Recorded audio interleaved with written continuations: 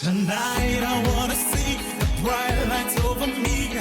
Show me something magical. Show me everything I want and more.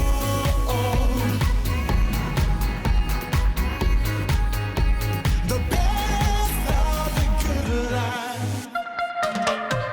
This weekend on Top Billing, interior designer Julia Day shares her secrets to updating a 1940s Joburg classic. Live 2,000 years in 48 hours with a stopover in incredible Istanbul. Talented artist Neo Mahlangu's work becomes currency. As the rugby world descends on Japan, we get in the spirit with authentic sushi. Model Zack Hartwanger lives the industry dream.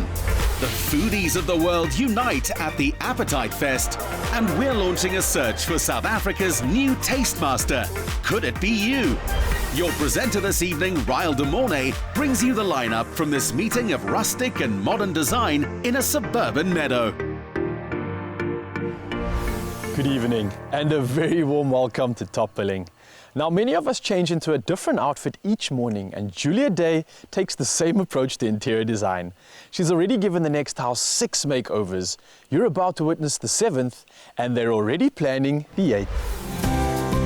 The owners wanted to retain the old Joburg charm of this property while updating its design and functionality. It had to be a natural home for their art and modern furniture, as much as for their family of 4 plus pets. You've done an incredible job with this place. It's actually the first time I've seen a glass door as a front door, and this entryway is like a gallery. What was the brief? You hit the nail on the head. The client actually purchased this house, which was designed in 1945, and the brief was to renovate it, to allow natural light to come in, reflect his lifestyle, and a space where he could actually show off his magnificent art collection. A minimalist's dream in squares and rectangles. The kitchen is an art installation in itself. It's simple, clean, yet bold. Absolutely. Simplicity, really, harmony is the hardest thing to achieve. When the client was young and living at home, he had lived in a house full of clutter.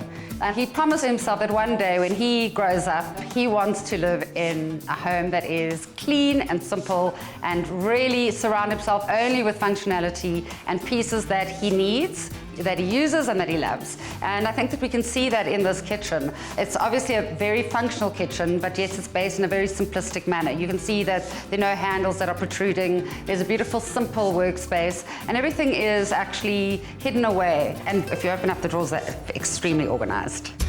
Drawers you can open like this help with the multitasking required when raising 2 boys. Now this looks like a room that is used a lot. Yes, this is the family room, and I believe that every home should have one room where you can put your feet up on the couch, relax, take it easy, and not have to worry about what you've done to the furniture. So what I used in this space is I used slip covers. So everything can come off and be washed, and this is the perfect environment for relaxing. Looking down, I can see the other rooms, and they all look so different and unique. Absolutely, and this is the perfect example now of how all the spaces are interconnected. So they've done away with all the small boxy rooms that they had originally. The spaces are connected to each other, and I've designed the furniture pieces and chosen them so that they do connect to each other, but yet each space has its own kind of emotive feeling. Talk me through some of the pieces that are here. This is very unique. The chairs are really, really special. They are designed by Decor, a very famous Italian architect. But if you have a look at them, they've been based on the concept of a saddle. If you look at the beautiful leather backing, which is hand-stitched, and they form almost like a sculpture in the space. And then the dining room table bases are incredible. They really are a piece of functional art. They are based on a screw that either you can raise or lower, depending on the height of the table that you want. It took specialist heritage architect Joe van Rooyen to take care of the bigger picture. We've seen what he can do restoring a 20s house in Westcliff, and he struck a similar balance here. So Joe is the guy that did the big renovation here. The open heart surgery. The open heart surgery. Joe, what were some of the features that had to be upgraded in order to make this house what it is today? It was a very specific 1940s brick house. It had a beautiful slate roof and strong lines, but it had to be modernized. So we thought, well, let's keep the roof shape and the roof formation and then just open it up and make it a modern house for a modern family. How did you maintain the character that flowed through the house into this outside space? I think it's important to have a synergy between the old and the new. But what we did here was to do new covered terrace, and we decided, let's do something completely clean and modern. So it's a bit of a glass box, and then it contrasts quite nicely with the old house. And it's such a beautiful living space. Is that when the synergy of your collaboration came together? Both Joe and I focus primarily on our clients' lifestyles and really getting a deep understanding of what they are wanting to achieve and what they want to feel when they're in a space and how they want that space to work. You definitely got the brief spot on. Between the blue-grey of the slate and the green of the lawn, a pale colour worked for the house. I mean, as you can see, it's got quite a beautiful structure there. So it was a face brick building, but had this amazing, quite clean slate roof. So what we decided to is to open up and clean up the windows. So these old properties got small windows, and we created these quite beautiful Juliet balconies. So the doors open onto the steel Juliet, and you can literally sleep with the doors open. Also, we had quite a few pillars that didn't make sense, so we decided to take all of that out and keep this clean opening. So the big thing was, how do we clean up the facade without taking away from the character, which was quite specific. Between Joe's architecture, Julia's interior design and the landscaping, it's a seamless look which has evolved. This home really is exquisite. Must have taken more than one renovation. I think when you really want to get to something that's simplistic and perfect, you have to live in the space. And I think that's what the client's done. He started off on a journey and he's landed up with a space that absolutely gives him what he was looking for. And I think what is quite special is every time we work on the house, we refine and we relook and we redefine. And rarely do you get the opportunity to work so long over a period and really get to a product like this. From your very own words, simplicity is hard, but you two make it look so easy, and you make an incredible team. Here's to top billing, seeing many more of your homes. Cheers, thank you. Cheers.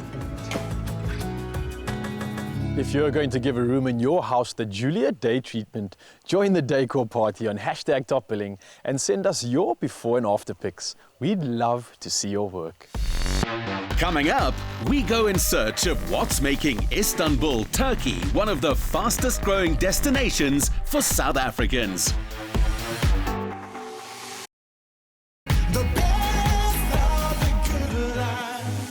A lot of cities, countries, even some people I know, like to think they're the center of the world.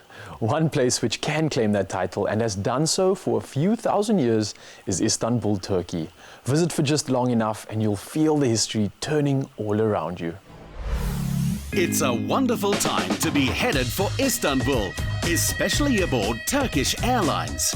In the tradition of their capital city being the legendary link between Asia and Europe, it's a popular stopover en route to 311 destinations worldwide.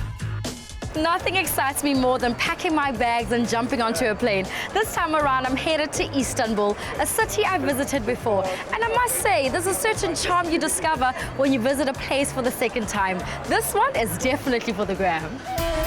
Stepping aboard is like having reservations at the finest Turkish restaurant, but 30,000 feet high, personally attended by Chef Can Duan. Chef John, the menu looks absolutely amazing. How do you think it highlights one's experience in business class? It's all about the patience. So we're cooking the foods like we're cooking ourselves. So I think this is the key of the success. What's on the menu tonight? I'm looking forward to it. So all the foods is made daily and fresh. The specialty is grilled fish and the shish kebab for tonight. So I hope you enjoy it. A delicious dinner was the entree to Turkey's eternal capital. As part of her trip, Lorna had taken up the Turkish Airlines stopover offer, where business class travelers get 2 free nights at a 5-star hotel and economy travelers 1 night. Our After 10.5 hours of flying, I'm feeling well rested and ready to explore the city of 7 hills. These numerous architectural wonders have stood the test of time and still stand tall in all their might. I'm meeting Karim, who's made Istanbul his second home, and he's taking me around. Come with me. Even if you stop over for only 6 hours, you can still take the free guided tour. Karim, where are we? These buildings are quite monumental. This is known as Topkapi Palace. It's situated in the heart of Istanbul on the Bosphorus Strait. Topkapi Palace was constructed by Mehmed Sultan II between 1460 and 1478. It's actually built on the Roman Byzantine emperor's remains. As you can see how strong the Ottomans were. If you can just imagine, less than 100 years ago, it was still the home of the Sultan. I believe it was the center of administration for the Ottoman Empire. Yes, it was. Between the 15th and the 19th century, all the major decisions for the Ottoman Empire were taken inside this palace. The word Topkapi in Turkish actually means gates of cannons. Over 4 centuries, the palace and its gardens were home to 22 different sultans and their families. Surrounded by magnificent plane trees with a scent of rose gardens in the air, this is where the rulers of the Ottoman Empire took their coffee. Inside this building lies the fountain of Sultan Ahmed III, surrounded by verses of a poem dedicated to water. The Ottomans understood that without water, the grand works of their civilization could not be sustained. Karim, it's hard to believe that Hagia Sophia was built in 5 years. Only 5 years, built by Justinian Emperor I. After 1400 years, the third incarnation, and it's still standing. It was first built as a church, then converted to a mosque, and now a museum. So the architecture inside it speaks through all these different stages of Hagia Sophia. The building has survived hundreds of earthquakes. Serving as the imperial church or mosque, emperors were crowned here, victories celebrated, and sultans said their prayers here. For centuries, it was credited as the largest shrine on earth, and its dome is still the biggest in the world. The most important part, or the iconic part about this architecture is actually the floating dome, as you can see it from this side. So the floating dome has actually become one of the marvels of the architectural world. Who was Hagia Sophia? So Hagia Sophia was not a person. Hagia Sophia translates into holy wisdom. Holy wisdom is one of the characteristics of God. I've come to love Istanbul, but why have you chosen it as your second home? I love Istanbul, I love Turkey, but firstly, I'm proudly South African. I'm a Cape Town boykie. But traveling, as everybody loves to do, we travel because of adventure, because of religion, culture. All these things are ticked off in Turkey. But what makes it easy is that the visa is at no cost. It's absolutely free for South Africans. Secondly, your money stretches further in Turkey than what it does in South Africa. You can pack your bags and get ready to go to Turkey. You had me at stretching your rand. That's definitely up my alley. One sacred structure is the real hallmark of Istanbul. The architect ensured that all approaches to it build anticipation, and the final reveal, 7 years in the making, is one of a kind. Oh, the blue mosque, right? But that's not its actual name. No, the correct name is Sultan Ahmed. Blue mosque comes from the blue tiles within the mosque, so you can't see the blue outside, only inside. It was constructed by Sedefkar Mehmet Ağa in the 17th century. He was the apprentice to the most famous architect in Turkey, Sinan. The tiles inside gives the blue reflective color, and 21,000 and odd tiles of blue is placed inside this blue mosque. The blue within the tile comes from different materials, which was the most expensive to make. So because of the prestigious Ottoman majestic type of architecture that we find here in Istanbul, they went for the most expensive blue tile. And this is where the name Blue Mosque comes from. Well, blue happens to be one of my favorite colors, so definitely my spot. Outside is a fountain built in Germany, shipped here, then reassembled on site, as engineers did with 2 obelisks on the Hippodrome. Brought from Egypt over 1,600 years ago, the obelisk is just another reason why a stopover in this magnificent city might be the best way to spend 24 hours anywhere in the world. there. Like what you saw? Good, because that's only the half of it. So look out for Lorna's return to Turkey, the land of the crescent moon, in the next few weeks. Next up, art in your pocket. Neo Mahlangu's portraits become currency. And we get back to the essence of sushi at this award-winning eatery.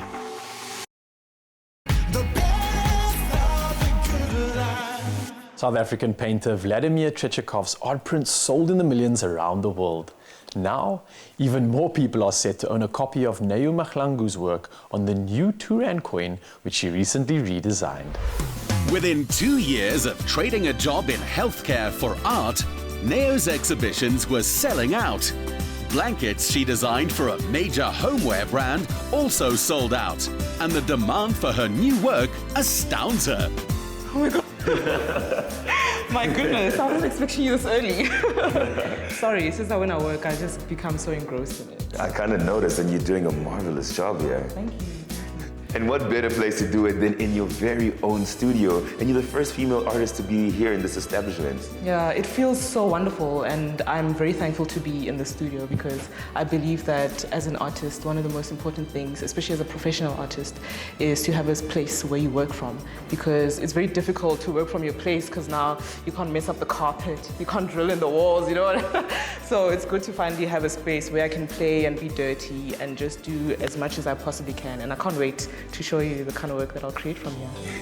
Her charcoals are impressive, and the South African Mint commissioned Neo to do a pair of new coins for them. Ooh, it's in a special box. Yes. So what was the idea behind this? So I was one of the 5 artists who designed the whole coin range. I designed 2 of the 2 R2 coins. So one is the right to education coin, and then the other is the children's rights coin.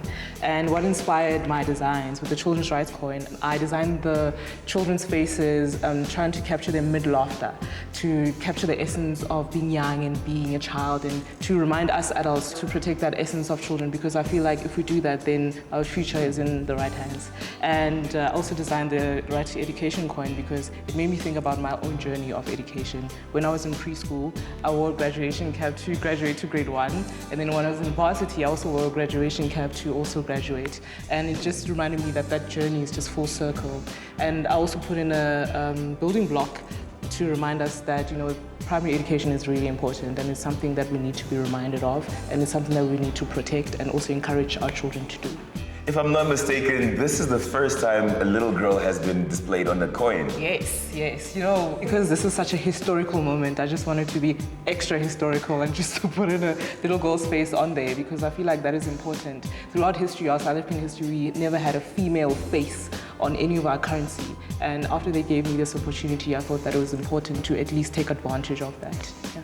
Well, high five to girl power then. Thank you. From the charcoal and digital artwork she used for the coin design to the images she created as an art director in the ad industry, this is an all-new second career. I find it quite interesting that you weren't always doing this. You were a medical science student with visual arts as a secondary option. What made you choose this path? The thing is, after studying medical sciences at the University of Pretoria, I worked in healthcare for a few years, right? And then while working in healthcare, I used to spend my day hours researching about art schools and art programs in Johannesburg and South Africa, and trying to see what I could become involved with.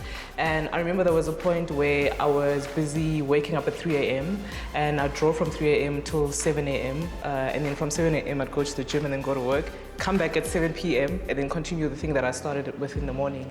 And my brother-in-law actually encouraged me to show my work publicly, and I took that risk. Yeah, the first place that I showed at was at an art market in Pretoria. And then from there, people approached me, and then I started showing in galleries and gaining a bit of a reputation, and demand started growing. And I had to decide between my 9-to-5 and my art, and then I chose the thing that I love the most. After 12 months of committing to art, Neo was chosen as one of Design Indaba's emerging creatives. And curators like Togo and Tokozo Langa are singing her praises. So guys, this is a piece I was telling you guys about. What I really love about Neo's work is her ability to capture in one phase of time the beauty of emotions that exist within human beings, and I think a lot of artists tend to fail there. And Neo's ability with the most primary medium, which is charcoal. The ability to just capture everything in that space, for me, just brings joy. Neo's exhibiting at the Mabato Monso Gallery this month. Art is many different things. To rugby fans, the Webb Ellis Cup is like our Mona Lisa. To sushi lovers, fine sashimi is like the work of Picasso. Put the two together and you have the Rugby World Cup in Japan. So, to get ourselves in the spirit, tonight we are going full Japanese. Kyoto Garden won Best Seafood Restaurant in Cape Town because of its authentic sushi. The kind 400,000 World Cup visitors arriving in the land of the rising sun are tasting. It's an experience which Scott Wood takes pride in delivering. Scott, you're American and you created an award-winning Japanese-inspired restaurant out here in South Africa. Well, I came to South Africa to buy a house and then returned to Los Angeles. I said, wait a minute, Los Angeles can wait. Let's open a little restaurant. I chose Japanese, so I designed the restaurant to be attractive and warm and comfortable and peaceful. You gotta have good food though, and that's our main thing, I think, is our food, the quality of our sushi. Japanese aesthetic is complex in its simplicity. Talk to me about the decor here. Yes, minimal, less is more. The word Zen is used a lot. I haven't studied Zen, but I think I have a good eye for simple and peaceful and clean. And that is a Japanese thing. You have to try that. Not imitate, but do. Are there any secrets to preparing the best sushi? No secret. Just hand. Between Chef Arata Koga in the kitchen and Scott as your host, this is nothing short of an education.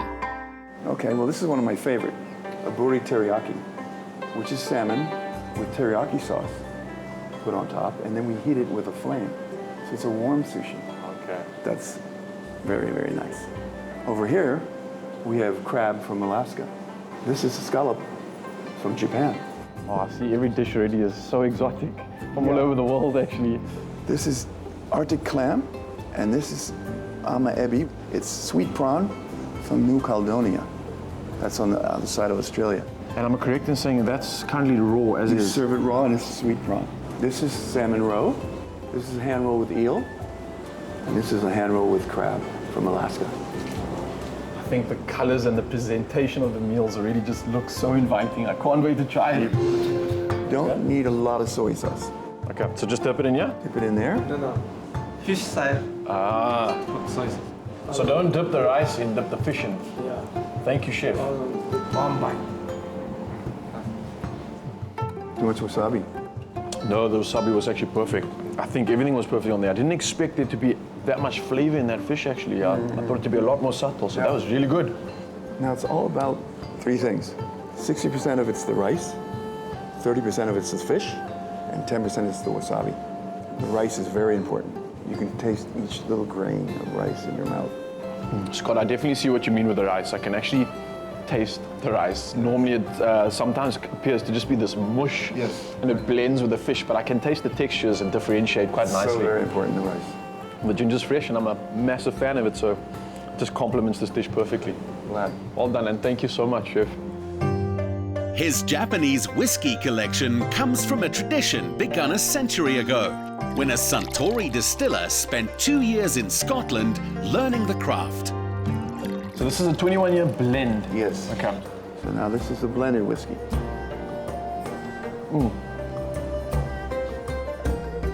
Wow. I often get very overwhelmed by a well-aged whiskey and I can't taste too much of the flavor, but that is so well balanced and I think it's the perfect complement to this meal. You are the connoisseur, I can tell. I enjoy these. I really do. And especially something that good, wow. For me, it's just inviting to be able to enjoy something so pure in its finest form. That's the cherry on the top for me. Among the lessons from our host is that sushi is never served with mayonnaise, while soya and wasabi are used sparingly. Well, Scott, flavor is key when it comes to a great tasting dish. How have you managed to maintain such a perfect balance? Well, that's the Japanese magic. It's called umami. The flavor umami is actually a fifth taste that they created in your mouth. You know, sweet, sour, bitter, salt, they came up with umami. And it's based on kambo, which is seaweed, dashi, which is dried bonito flakes. Bonito is a fish related to the tuna. They boil it and they dry it into a powder. And then miso. Miso comes from soybeans.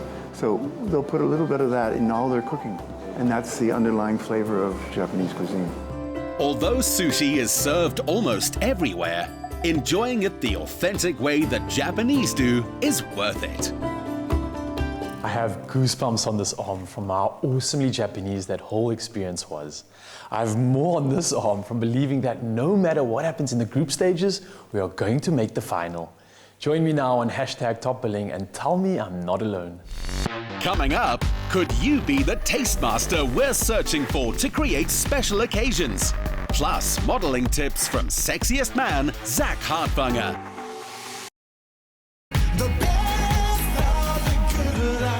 Every chef at the top of their game was once a keen cook, known only to friends and family.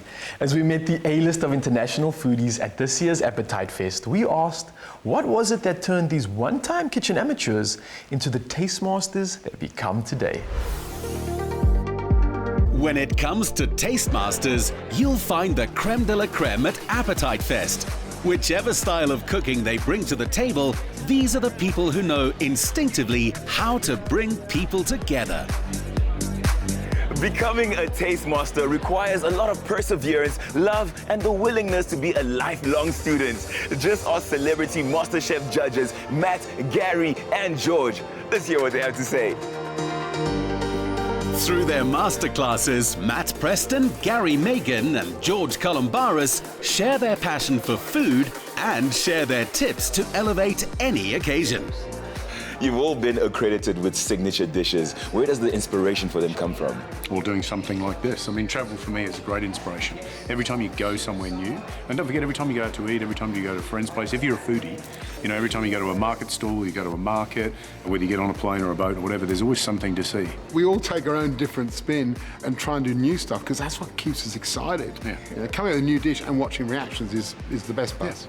Yeah. Watching you guys, it's clear that being a foodie and a Tastemaster is a lifetime of still being a student. Like we're students to this incredible craft, this incredible industry, this incredible thing that is the most, I think, common language that we speak universally. It's the conversations that we have when people talk to you about You've had how many conversations you had about chakalaka? And it's like, this is the way, this is my grandmother made it. So we're constantly getting bombarded with stuff. These things are a two-way dialogue. They're not us standing on the stage and talking to people. It's all this stuff that comes back. And that's what really makes it exciting, I think, for us. What advice do you have for those who have food as a passion and want to turn it into a career? Advice for cooks at home is just, you know, never be afraid, never be intimidated by a recipe or a cookbook or a cuisine. I think the pleasure in it is having a go. As a career, gee, that's a long conversation, isn't it? Are you ready? Do it a lot of times. And first, you gotta love it. That's why I always say I'm so lucky I fell into the thing I love right from the beginning. Find a subject you're obsessed by. It might be the traditional dishes of the Western Cape. Discover, learn, practice, reveal on a blog, on your own Instagram feed, that, you know, do something. But again, it's try, it's taste, it's learn, and that learning starts with your family. If you live next door from someone from a Zulu background, then go back and learn everything. If you've got a Cape Malay neighbour, then go and learn how they make their cook sisters. That's the genius. That's how you learn. Meeting these awesome guys is worth the ritual of a beautiful dance between the chalice and the draft master, and the Stella Artois Beer Garden is the perfect place to do just that. Enter marketing manager Beatrice Marfleet. Beatrice, I hear that there is a special ritual when it comes to pouring Stella Artois. Yes, Stella Artois has got a pouring ritual that we do to ensure that you have the perfect serve. The first step is ensuring that your glass is absolutely clean and pristine. The bartender will lift the chalice up to make sure that there's no blemishes. After that, he's going to pour the beer at a 45-degree angle to get the beer alchemy going. This ensures that the carbon dioxide gets released so you get the best flavor from the beer. After that, he turns the chalice into a 90-degree angle and pours it and gets a nice thick head at the top, which he will skim to ensure the top layer of foam is a little bit bitter, and the remaining 2-finger width of head at the top ensures that your beer remains fresher for longer while you're enjoying the best beer in the world. Appetite Fest also marked the launch of Lorna's debut cookbook, Celebrate with Lorna Maseko. And what better way to mark the occasion than with a signed copy? Lorna, seeing your name on the title page for the first time must have been such a proud moment. It's like insane because you start with this project, it's like a little baby, and you first think, okay, what should the first line be? What kind of recipes am I going to put on? And then you see it and you're like, I'm an author. It's amazing to think that a couple of years ago, I interviewed Matt Preston about his cookbook and him coming to South Africa and falling in love with this country to now headlining with him and other amazing chefs. As someone who's passionate about making a meal an occasion, Lorna knows what she'd look for in a Tastemaster. You need to be the ultimate foodie. You need to love food. You need to be passionate about food. You need to be able to have a good social media following. You need to be interactive. You need to be fun. And I think you need to know how to make just an ordinary occasion special. If you can do those things, you've got a good thing going. Strangers become friends over food. Stories are handed down through recipes. Chef Sibam Tongana sees occasions like these as the source of our relationships. Food styles are different, but I do think what gives the edge to Tastemasters is the fact that they can make such amazing food, but it is relatable. So when you do get those ingredients, it must be something that is relatable to you and that you know you can actually find it. But besides that, it must taste nice. I think the best way to create occasions through food is that it's not always about the food. Great occasions are actually about the people you spend your time with and that you enjoy being with. You've got to be authentic to who you are and where you come from. I'm South African, I'm proudly South African. So for me, it makes so much sense to cook with ingredients from here, to cook with memories from childhood from South Africa, and just celebrate who you are. A chef renowned for his steaks, Stephen Maresh knows how to balance the full-bodied flavors of Stella Artois with the rich textures of a medium-rare masterpiece. Steve, you have a great relationship with Stella Artois. What is it about the beer that makes every occasion special? Every dish just somehow goes with Stella. So even with the diversity in the food we're serving at this event, it's just evident that Stella should be served with every meal. I'm sure you have to bring your A game when it comes to a festival such as this. What gives you the edge? Being able to bring and collaborate with other chefs that bring a diversity to what we're doing, and bringing Stella actually in as an ingredient as well as the food pairing beer is just incredible. Take me through some of your offerings. Just as a basic and legendary, as far as we're concerned, is the Stella Artois beer batter onion ring. That sounds simple, but it is so delicious. And then obviously in the sauces, in the marinating of the chicken that we're serving today, but it's such a diverse beer. There's no limitation, and every chef brings a different angle to it. What are some of the keys that make an occasion such as this more special? To allow people to identify with what they're actually consuming. So not only visually, but as a flavor profile. And I think that's what we really are doing here. Are you the next Tastemaster? Enter and stand a chance of competing on the new Tastemaster series for you to become the new resident chef on SABC3's Afternoon Express. Do you have what it takes to become a Tastemaster? Record yourself preparing a dish. Tell us why you're a Tastemaster. Upload it on Twitter or Instagram with a hashtag #TheTastemasterSA and hashtag #StartWithAStella to enter. A guy who could dine out the rest of his days based purely on his looks is international model and entrepreneur Zack Hartwanger. The truth is that most of what he's achieved is down to a maverick attitude, learning from his mistakes, and maybe it didn't hurt having a pretty face too. Naturally at home outdoors, Zack grew up in Hermanus. When fortune shone on his modeling career, going international in no time, this sexiest man calendar model kept it real, did a postgrad degree, became a property broker, and has never stopped working. You were scouted straight out of university. How did that impact your life? So, I mean, it's quite a funny story. After I studied, I mean, I did a BSc, and it can become quite tedious. So straight out of uni, I got into advertising, and it was through that I got scouted. Within about 2 weeks of being scouted, I was on my first shoot, and about 2 weeks after that, I was on a flight to Europe. And things just kind of snowballed from there. It's been an incredible ride so far. How on earth are you keeping your body looking this good?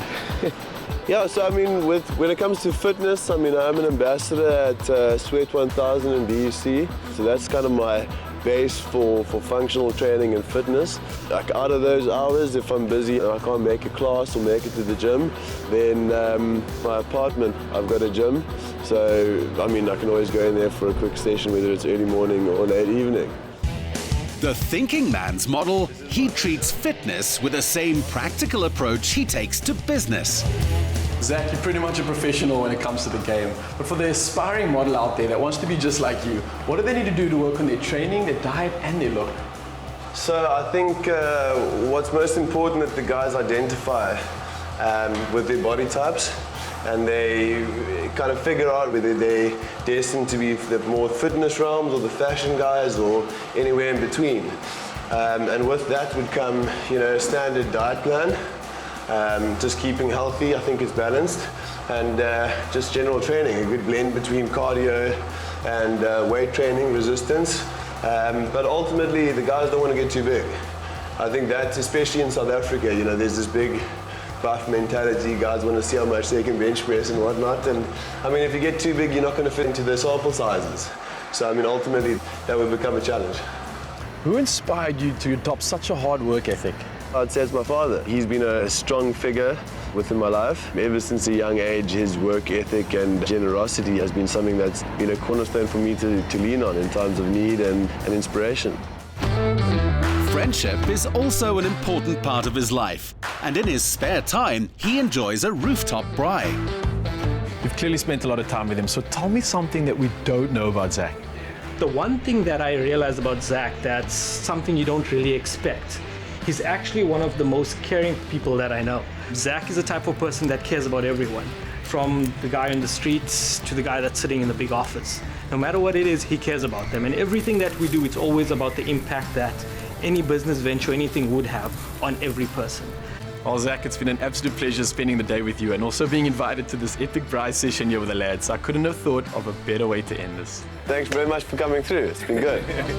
The man's long-term goal is to start a consultancy helping entrepreneurs to flourish when he's not developing property, modeling, or braai.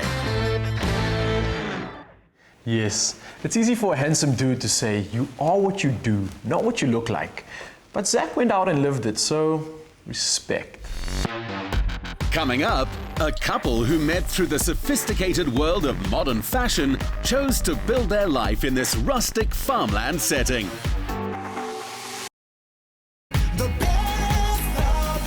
You can't have an omelette without breaking eggs. Nor could this house become a dream home if they didn't first knock down the old one. Laura's spokes could then work interior design magic from the foundations up, and wait till you see the results. Since Paul and Laura Spokes moved to South Africa, every home they've lived in has been in Constantia.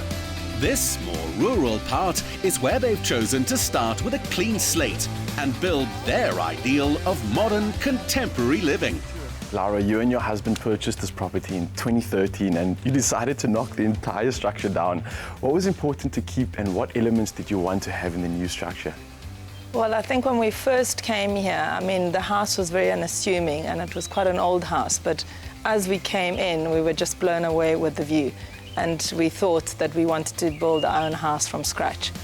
And the most important part for us was really to have quite strong architectural and geometrical features, but also that blended with the whole organic movement of the nature, because I mean, it sort of views all the countryside, and that's what was really important, yeah. Select pieces of art and design stand out against a backdrop of casual rustic colors married with modern style. Wow, this entranceway is truly unique and I love this floating staircase. What other elements in this space are really special to you? Well, Raul, you know, the main entrance to me is the most important part of the home. So I really spend quite a lot of time looking at pictures, which I sort of saved in my iPad, and I was going to then narrow it down to the best thing. And this brick face wall was really the one that was talking to me. I just loved the sort of element of the brick and sort of the rusticness, you know, bringing in the whole countryside of Constantia. But I wanted to have a little bit of an edge to it, and why we used white cement and why I brushed it to make it really look like it had been part of the house for a long time. And then the stairs, you know, I wanted something floating, but at the same time sturdy, and really important to bring in the wood element, you know, again, to have the whole organic coming through into the home. And then what was really important was to have a chandelier that just softened the whole area. And this chandelier was actually made by an artist called Craig Thomas, who actually made each one of those pieces in clay by hand.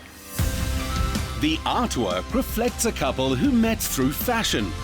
Paul was a merchandiser from the UK, and Laura an Italian designer. Their other shared passion is growing their textile business in South Africa.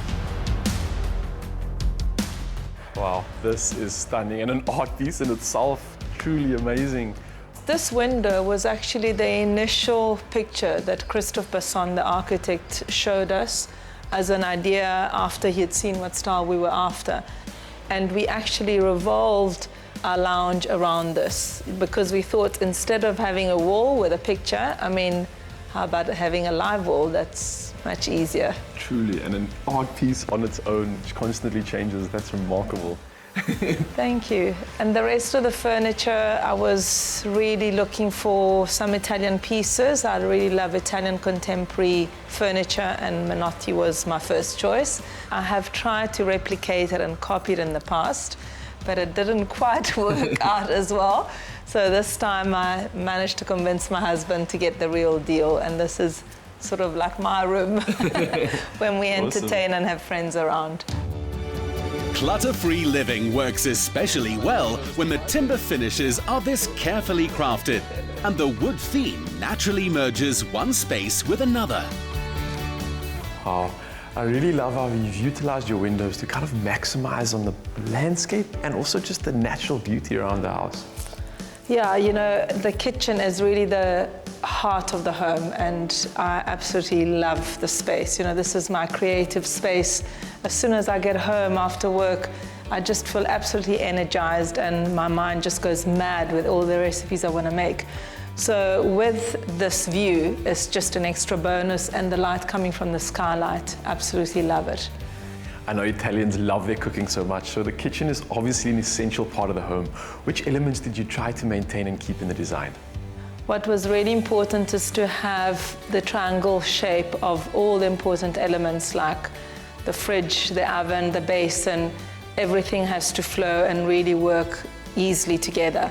And even more important is to be able to be part of the house and part of the living area and space with the views, because we so often entertain and have friends around, and in the end they always end up in the kitchen talking to me while I'm busy creating, and that's really important. From the food she creates to her living space and the clothes she wears, Laura believes each to be as important as the other. It's an approach supported by her studying fashion in Milan and interior design in South Africa, both of which are on full display here. Wow, honestly, with a view like that, I don't know how you're able to wake up in the morning and still go to work. That is incredible. Well, this is one of my favorite places because it really blends in an amazing view like this, which actually all the other rooms have too. Our lovely girls that don't live here permanently have also got an amazing view with their own terrace. And to top it all as well, this pop-up TV is an absolute must in those wintry nights when it's really cold. And I just love our bed. Our bed was actually inspired by a modern Ralph Lauren and Morgus & Sons, who have done all our furniture in the bedrooms. Really just matched it beautifully. Being so rooted in fashion, I can imagine the closet was a really special space for you. What was the idea behind that? I really just wanted to wake up every morning and have a shopping experience. And I'm a little bit of a neat freak, so I like to have everything perfectly organized. And it was just like merchandising, like in a shop. You go in and you've got your outfit matched with your shoes, matched with your belt, and it just makes it so easy to get dressed in the morning. It's an absolute pleasure.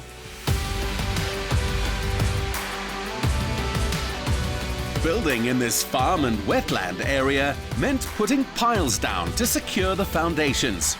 The advantage was that Paul could blend the footprint of the house into the surrounding meadow and natural watercourses, making the house one with its environment. Listen, Paul, I know you and Laura had quite a bit to say, but you shared equal visions in terms of what you wanted for this home. But what in particular were you most passionate about when you were designing and putting this together? Saving the trees, these really big trees. They were a big feature that attracted me to the plot. So we had to, work around this tree in particular over here. And it did make things a bit tough, but we had to save the trees. That was very important. Apart from the trees, I can imagine how important was you to kind of make sure that the landscape blended in with the natural environment that already existed? That was very important. I think the vineyard was a very important feature. And we had this wonderful stream that was running through the property. So, I love water, and it was really, really important that we kept that as a main feature. I can imagine building this incredible little empire that you have outside here. With so many elements to choose from, which one is your favorite? I think my favorite is the koi pond. Had a lot of challenges with that koi pond when we first stocked it. Wildlife and otters coming in and taking all my koi. But it settled down and they're breeding in there. So I like to go and feed the koi fish and watch them grow, yeah. That's my favorite spot up there. If losing some koi to the local wildlife was the price of admission into the ecosystem, Paul has paid his dues. Yeah, they don't grow so fast in a concrete pond as they do in a mud pond. This is this is not a natural pond. This is a cement pond. Okay. So it's a closed system. It's not part of the stream. The stream actually runs underneath and comes out the other side. It's definitely not the fish food that's smelling that good, because I'm starting to get hungry, smelling something amazing in the kitchen, and it looks like these guys are definitely making me quite jealous here. Now, if Laura's cooking, there'll be something good coming up, I promise you. Another perk of marrying an Italian, who recognizes her own great privilege in being able to meditate on the veranda every morning, listen to the owls by night, and to have every lunchtime feel like a picnic in the country. Guys, ready for this? Yes. Wait it all day. Are you sure? Thank you so much. Thank you, guys. Cheers, babes. Well done. Good job. Cheers, yeah. Cheers. Well, Laura and Paul, I can't thank you enough for showing me around your beautiful home and the incredible work and the concept that went into making this materialize. So I just want to thank you so much for your time today. It was an absolute pleasure. Well, thank you very much indeed. We've enjoyed having you. Cheers. Pleasure was ours. Thanks for coming. Cheers. Yeah, really good fun. Thanks very much. Yeah, thank you. Like their trees, Paul and Laura have put down permanent roots here, and they're flourishing. Decor, cooking, travel, music. What is it about the show that you just can't do without? Join the party on #TopBilling and share a little, because we do it all for you. Until next Saturday, good night and God bless, especially you guys in the green and gold. Next weekend, hip-hop Zulu Mkhathini looks as fly as he sounds in his debut fashion collection. John dives the waters off Cebu Island in the Philippines on a quest to swim with that most gentle of giants, the whale shark. And the flavors of the world meet in Turkish cuisine as Lorna samples the sweet and savory delights of Istanbul.